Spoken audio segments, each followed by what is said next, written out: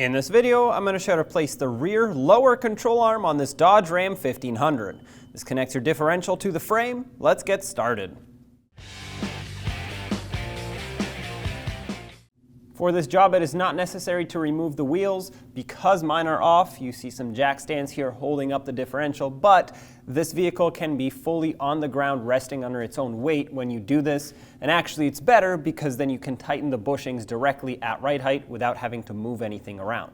All of the hardware for this control arm is 24mm in size. We'll start on the differential side. You can start on the other side if you want to, but regardless, a 24mm wrench will be needed to hold the bolt and a 24 socket to loosen the nut. With that off, you can now remove your wrench, slide the bolt right out. If there's pressure on this, you could try to lift the differential or the vehicle and basically twist things until there's no more pressure, but at ride height there should not be pressure pulling on this control arm and bushing. There we go, take that off. We'll do the same on the other side, 24mm socket and wrench.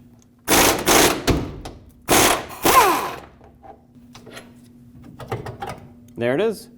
On the differential side, the bushing is larger than on the frame side, so you want to make sure you put the new one on the correct way. Also, there's a bracket here, so if your vehicle has anything attached to it, you would have already had to take it off, but you want to make sure that it faces the correct orientation, so if you put it on upside down, you can no longer attach whatever you had attached here. Take the control arm, slide it back onto the frame.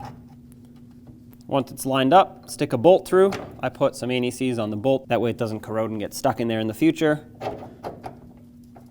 Push this all the way through. Let's just put the mounting nut on it, that way it's somewhat secured for now. Lift up the control arm so that it can be positioned on the differential. Line it up on this side and stick the bolt through just to hold it in place. Now back here, let's tighten this up, and because it's already at ride height, we can immediately torque it right after.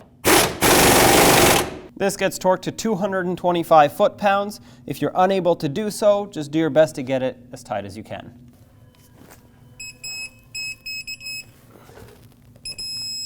All right, that's tight. Now back to the rear with the bolt already in here. Let's put the nut on and tighten it up. 225 foot-pounds for this as well. All right, and with that, job is done. When only the best will do, demand TRQ. The only company that lets you view before you do. TRQ is committed to offering the highest quality aftermarket auto parts that are engineered for peace of mind. Thanks for using and viewing with TRQ.